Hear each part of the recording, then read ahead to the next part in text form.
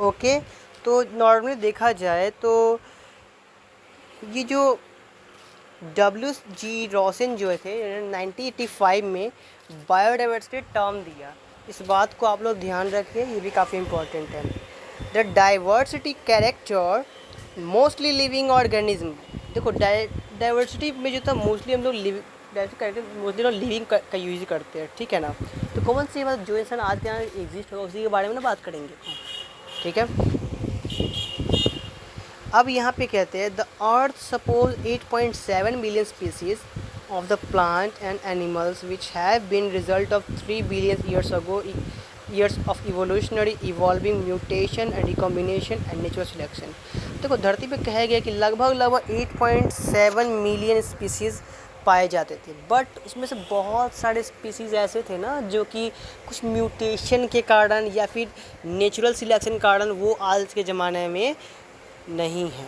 अब देखो बात आ रहा है नेचुरल सिलेक्शन क्या होता है। देखो नेचुरल सिलेक्शन मतलब होता है, ये भी कहीं ना कहीं एडेप्टेशन जैसा ही है। जैसे कि सपोज कर लो कभी कभी क्या होता है, मौसम चेंज होता है, ठीक है ना।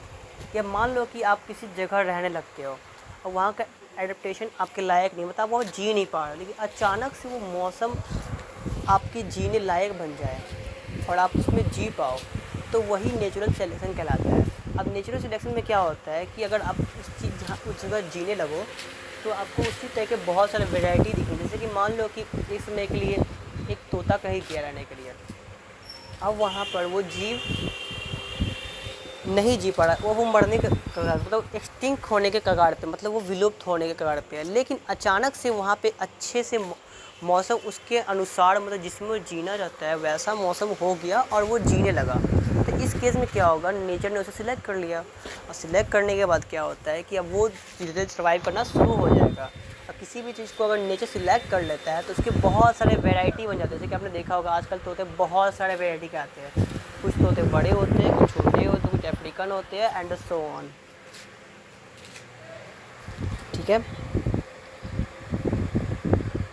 और रिकॉम्बिनेशन क्या होता है, देखो कभी कभी जीन में तुरंत चेंज आना। म्यूटेशन में क्या होता है कि जैसे मान लो कि कुछ जब बहुत बड़े एक्सप्लोजन हुए थे उस टाइम बहुत मात्रा में रेडिएशन इमिट होते हैं, मतलब काफ़ी ज़्यादा मात्रा में रेडिएशन निकलता है जो कि हमारे डीएनए को चीरते हुए हमारे आसपास चले जाते हैं। इसमें बहुत सारे जेनेटिक मटेरियल या फिर हमारे जीन्स में चेंजिंग आ रही है, जिसमें क्या होता है कि हमारे शरीर के कुछ एक पार्ट गायब हो सकते हैं या हमारे अंदर बहुत सारे अलग अलग टाइप के डिजीज़ कॉजेज हो जाते हैं, बीमारी फैल जाते हैं, जिस कारण से हम लोग अपने आप में एक नया बदलाव देखते हैं। उसी बदलाव को हम लोग म्यूटेशन कहते हैं। जैसे कि आप देखे होंगे जब भी आप लोग जापान जाओगे तो वहाँ पर क्या होता है, आज भी जो बच्चे होते हैं ना वो लंगड़े लूंगे पहले पैदा होता है। ऐसा क्यों होता है, क्योंकि कई साल पहले वहाँ पे हिरोशिमा बम गिराया गया था जो कि काफ़ी ज़्यादा मात्रा में उसमें से रेडिएशन निकला था। वो रेडिएशन क्या करता है ना कि जीन पे अफेक्ट करता है, और जीन पे अफेक्ट होने का मतलब होता है कि आपके अंदर बदलाव आना। आपके अंदर बदलाव आने का मतलब क्या होता है, कुछ ना कुछ चेंजिंग तो आना होगा ना। जैसे कि आपके अंदर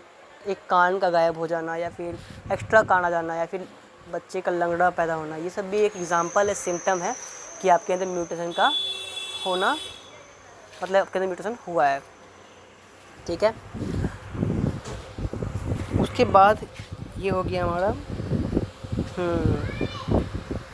और उसके बाद क्या कह रहा है, The variability among the living organism forms all sources, including interior, terrestrial, and the marine and the other aquatic ecosystem, and the ecological complexes of which they are a part, and this includes diversity within the species and between the species of the ecosystem. अब देखो देखा गया यहाँ पे ऐसा चीज़ है कि जितनी भी जो वैराइटेबिलिटी मतलब होती है, जो वैरायटी होती है ना जो जीव के, वो हमारे अलग अलग उसके इकोसिस्टम पे डिपेंड करता है, ठीक है। तो इकोसिस्टम भी काफ़ी ज़्यादा इंपॉर्टेंट रोल निभाता है किसी भी जीव को जिंदा रहने के लिए। और पहली बात कि इकोसिस्टम कोई आसान नहीं होता है, इकोसिस्टम में बहुत ज़्यादा कॉम्प्लेक्सिटी होती है। जैसे कि अगर मान लो इकोसिस्टम ने आपको उस लायक बनाया है, आपके लिए वो इन्वायरमेंट दी है आपको जीने के लिए, तो आपको बहुत सारे कठिन से कठिन कार्य भी करने पड़ते हैं, जिसको हम लोग कॉम्प्लेक्सिटी प्रोसेस कहते हैं, ठीक है। अब उसी को हम लोग बाद में देखेंगे। In a short refer whole variety. आज अब हम लोग पूरे धरती पर जितने भी जीव होते हैं उसके बारे में एक एक करके पढ़ेंगे, जो कि हमारे इकोसिस्टम में पाए जाते हैं। अब देखो पहला होता है बैक्टीरिया। अगर बैक्टीरिया देखा जाए तो उसमें लगभग 850 स्पीसीज़ धरती पे पाए जाते हैं। अब देखा जाए फंजाई, तो फंजाई में करीब 23,000 है।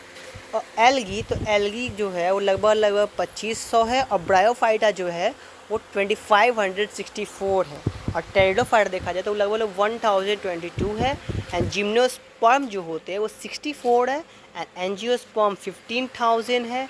एंड देखा जाए लोअर ग्रुप, तो लोअर ग्रुप में जो जीव होते हैं वो 99,079 है। मोलस्का 5,042,